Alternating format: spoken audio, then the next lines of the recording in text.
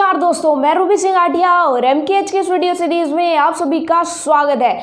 Cherenkov radiations, तो वो क्या होती हैं? तो फ्रेंड्स, चेरेनकोव काउंटर को पढ़ने से पहले हमें चेरेनकोव रेडिएशंस के बारे में पता होना चाहिए। तो हम इन रेडिएशंस के बारे में बहुत ही अच्छे से पढ़ेंगे, आपको सब कुछ क्लियर हो जाएगा। तो चलिए फटाफट से समझते हैं कि चेरेनकोव रेडिएशन क्या होती है।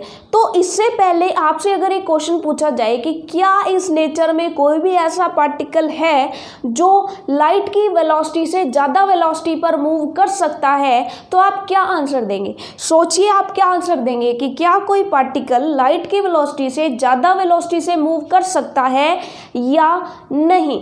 कुछ का आंसर होगा यस, कुछ का आंसर होगा नो। अब आप कहेंगे यस कैसे? हमने तो ये पढ़ा था कि कोई भी पार्टिकल की जो वेलोसिटी है वो लाइट की वेलोसिटी से ज़्यादा नहीं होती है। तो फ्रेंड्स, वो केस होता है किसके लिए? वो केस होता है वैक्यूम के लिए, कि वैक्यूम में कोई भी पार्टिकल लाइट की वेलोसिटी से ज़्यादा वेलोसिटी पर मूव नहीं कर सकता। बट अगर हम किसी डाइलेक्ट्रिक मीडियम की बात करें तो डाइलेक्ट्रिक मीडियम के अंदर लाइट की वेलोसिटी आपको पता है कि कम हो जाती है। तो डाइलेक्ट्रिक मीडियम के अंदर ये कोई डाइलेक्ट्रिक मीडियम है जिसका रिफ्रैक्टिव इंडेक्स जो है वो स्मॉल n है, तो वहाँ पर इसके अंदर लाइट की जो वेलोसिटी होगी v = वो क्या हो जाएगी c/n। तो ऐसे में लाइट की वेलोसिटी c/n होगी, यानी कम होगी। तो किसी डाइलेक्ट्रिक मीडियम के अंदर ये पॉसिबल है कि कोई पार्टिकल जो है वो लाइट की वेलोसिटी से ज़्यादा वेलोसिटी पर मूव करे, यानी पार्टिकल की वेलोसिटी जो है वो c/n से ज़्यादा हो, ऐसा पॉसिबल है। कुछ एक हमारे पास चार्ज पार्टिकल ऐसे हैं जो लाइट की वेलोसिटी से ज़्यादा वेलोसिटी पर मूव करते हैं, किसके अंदर? डाइलेक्ट्रिक मीडियम के अंदर या किसी मीडियम के अंदर, फॉर एग्जांपल वाटर के अंदर, ग्लास के अंदर। अब आपके माइंड में ये आएगा कि इस कंसेप्ट का चेरेनकोव रेडिएशन से क्या लेना देना है। तो इसके लिए हम क्या करते हैं, किसी चार्ज पार्टिकल को लेते हैं, जैसे फॉर एग्जांपल इलेक्ट्रॉन को ले लेते हैं। तो इलेक्ट्रॉन डाइलेक्ट्रिक मीडियम के अंदर लाइट की वेलोसिटी से ज़्यादा वेलोसिटी पर मूव करता है। तो हम देखते हैं कि जब वो बहुत ज़्यादा फास्टली मूव कर रहा होगा तो उसकी क्या क्या कंडीशंस बनेगी, कैसे वो इंटरेक्ट करेगा और कैसे वो चेरेनकोव रेडिएशन एमिट करेगा। अब यहाँ पर फ्रेंड्स, फॉर एग्जांपल हमने एक डाइलेक्ट्रिक मीडियम ले लिया है।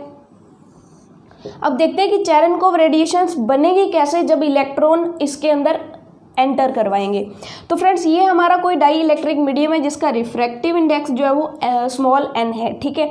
अब इसके अंदर जैसे ही हम इलेक्ट्रॉन को एंटर करवाते हैं, तो फ्रेंड्स जैसे ही इलेक्ट्रॉन अंदर एंटर करेगा वैसे ही मटेरियल के जो पार्टिकल्स होंगे उनके साथ वो अलग अलग पॉइंट्स पर इंटरेक्ट करेगा।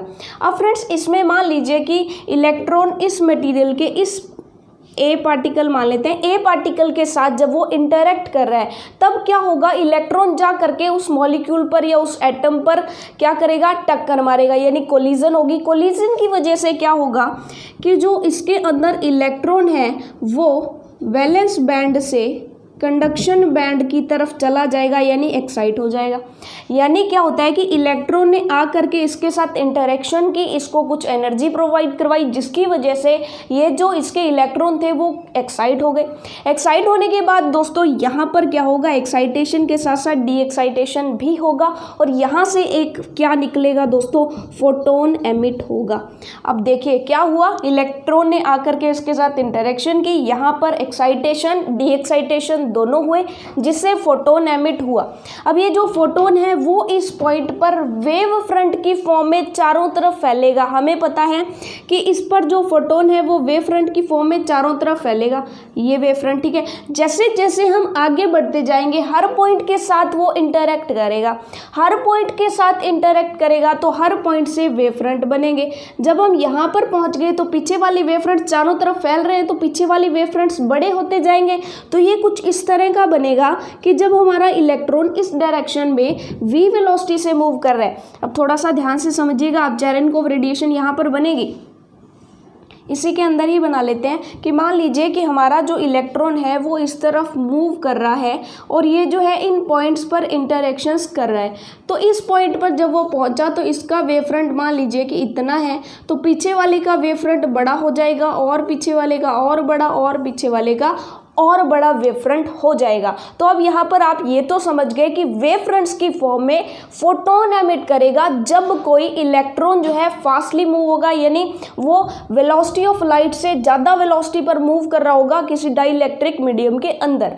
अब वेव फ्रंट्स तो फॉर्म हो रहे हैं, लेकिन उससे चेरेनकोव रेडिएशन कैसे बनेगी वो थोड़ा सा एक और कंसेप्ट देखते हैं। इसको आप याद रखिएगा कि क्या बन रही है, वेव फ्रंट्स बन रही हैं, यानी वेव फ्रंट्स की फॉर्म में फोटोन एमिट हो रहे हैं, या हम ये कह सकते हैं कि लाइट एमिट हो रही है, एक तरह की रेडिएशन एमिट हो रही है वेव फ्रंट्स की फॉर्म में। ठीक है, ये चीज़ हमें समझ आ गई।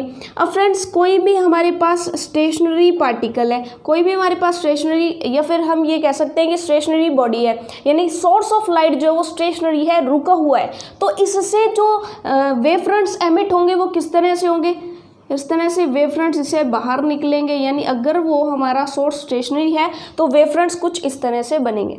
अगर हमारा जो, यानी यहाँ पर वेलोसिटी क्या हो गई, जीरो होगी। अगर हमारे सोर्स की वेलोसिटी लाइट की वेलोसिटी से कम होगी, मीडियम के अंदर लाइट की वेलोसिटी से कम होगी, तो वो धीरे धीरे आराम आराम से चलेगा, यानी उसकी जो जहाँ जहाँ पर जिन जिन पॉइंट्स पर वो इंटरेक्ट कर रहा था वहाँ वहाँ पर वेव फ्रंट्स होंगे, बड़े बड़े वेव फ्रंट्स होंगे। ठीक है, इस तरह से वेव फ्रंट्स, पीछे पीछे वाले वेव फ्रंट्स जो है वो बड़े होते जाएंगे, आगे वाले वेव फ्रंट्स जो है नए बनते जाएंगे।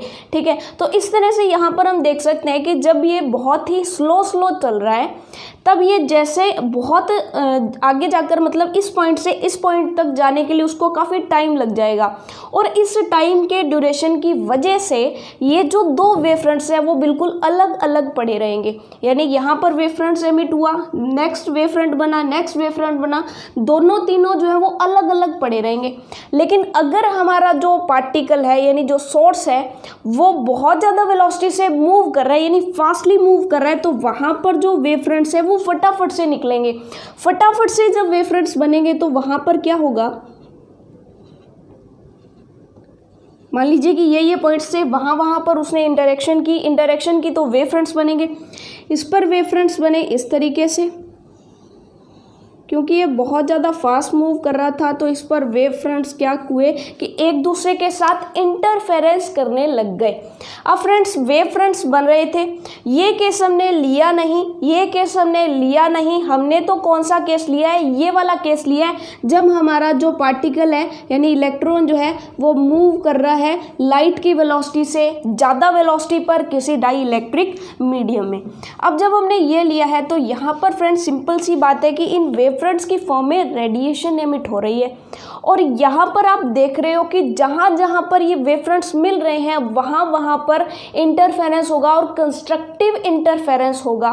कंस्ट्रक्टिव इंटरफेरेंस होने की वजह से, यानी ये वाला पॉइंट, ये वाला पॉइंट और ये वाला पॉइंट, इन पॉइंट्स पर जो है कंस्ट्रक्टिव इंटरफेरेंस होगा।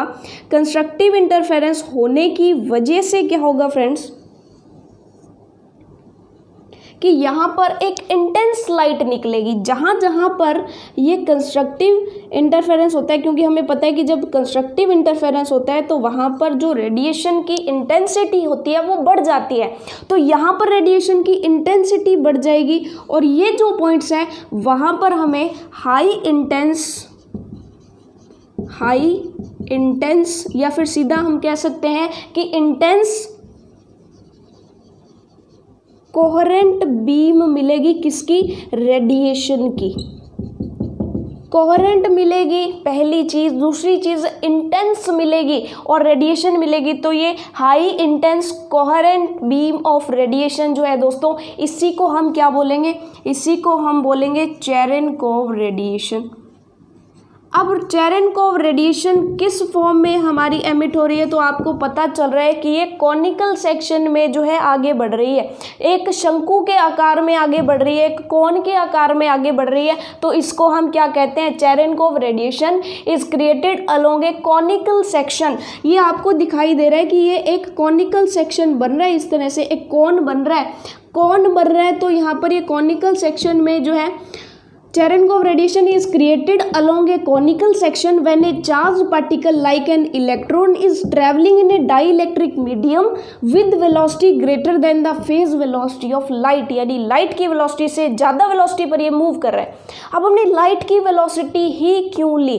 तो फ्रेंड्स ये जो फोटोन है ये किसकी फॉर्म है, यानी फोटोन्स क्या होते हैं? एक्चुअल में लाइट ही तो होते हैं।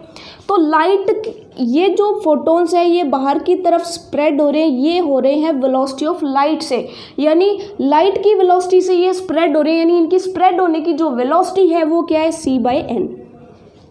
तो c/n से ज़्यादा वेलोसिटी से जब ये पार्टिकल मूव करेगा तभी तो इनके अंदर इंटरफेरेंस होगा। अगर ये उतनी वेलोसिटी से ज़्यादा मूव नहीं करेगा तो हमारा इस तरह के वेव फ्रंट्स बनेंगे, यानी अलग अलग वेव फ्रंट्स बनेंगे, वहाँ पर इंटरफेरेंस नहीं होगा। इंटरफेरेंस करवाने के लिए हमने क्या किया? इस पार्टिकल की वेलोसिटी यानी इलेक्ट्रॉन की वेलोसिटी को लाइट की वेलोसिटी से ज़्यादा रखा डाइलेक्ट्रिक मीडियम के अंदर। ये चीज़ आपको क्लियर होगी चेरेनकोव रेडिएशन कैसे बनती है, वो कॉनिकल सेक्शन के अंदर कैसे बनती है, इसकी जो भी कैलकुलेशंस होगी वो हम आगे जानेंगे। तो हम ये समझते हैं कि चेरेनकोव रेडिएशन का यूज़ करके हम इस पार्टिकल को कैसे डिटेक्ट करेंगे। तो देखिए फ्रेंड्स, सिंपल सी बात है कि अगर हम किसी भी तरीके से अब एक ओवरऑल इमेज बना लेते हैं, उसके बाद उसकी जो कंस्ट्रक्शन है, काउंटर की वर्किंग कैसे है, वो काम कैसे करेगा, उसकी जो कैलकुलेशंस होगी, डेरिवेशंस होंगे, वो सब हम जानेंगे आराम से, ठीक है। फिलहाल उसको ओवरऑल एक पिक्चर बना लेते हैं कि इसका हम यूज़ कैसे करेंगे काउंटर में, ठीक है। तो ये जो रेडिएशंस है ना फ्रेंड्स, इन दोनों यानी ये जो चेरेनकोव रेडिएशन है जो एक कॉनिकल सेक्शन के रूप में आगे बढ़ रही है, यानी कि कुल मिलाकर के ऐसे आगे बढ़ती है। ये कुछ इस तरीके से तो आगे बढ़ रही है, इधर पार्टिकल मूव कर रहा है और पीछे पीछे जो है यानी चेरेनकोव रेडिएशंस को छोड़ते जा रहे हैं। ये बिल्कुल उस तरीके से है कि आपने एक जेट विमान को बहुत ही स्पीड से शुरू करके जाते हुए देखा होगा, तो वो जब शुरू करके जाता है तो उसके पीछे इस तरह का एक शंकुआकार रूप से धुआं जैसे निकलता है, और वो क्या होती है दोस्तों? चेरेनकोव रेडिएशन होते हैं, यानी एक ब्लास्ट जैसा होता है जिसकी वजह से वहाँ पर क्या होती है? चेरेनकोव रेडिएशंस एमिट होती है।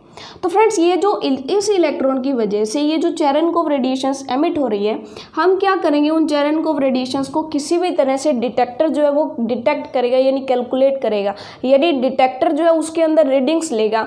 अब ये जितनी ज़्यादा हाई वेलोसिटी से जाएगा उतनी इंटेंस हमें चेरेनकोव रेडिएशन मिलेगी। तो चेरेनकोव रेडिएशन की इंटेंसिटी से हमें पता चल जाएगा कि इलेक्ट्रॉन की जो एनर्जी है वो कितनी है, और फर्दर फिर काफ़ी सारी कैलकुलेशंस होंगी। तो कुल मिलाकर के चेरेनकोव रेडिएशन एक बहुत ही अच्छा कंसेप्ट है किसी भी चार्ज पार्टिकल की वेलोसिटी के बारे में, एनर्जी के बारे में पता लगाने के लिए।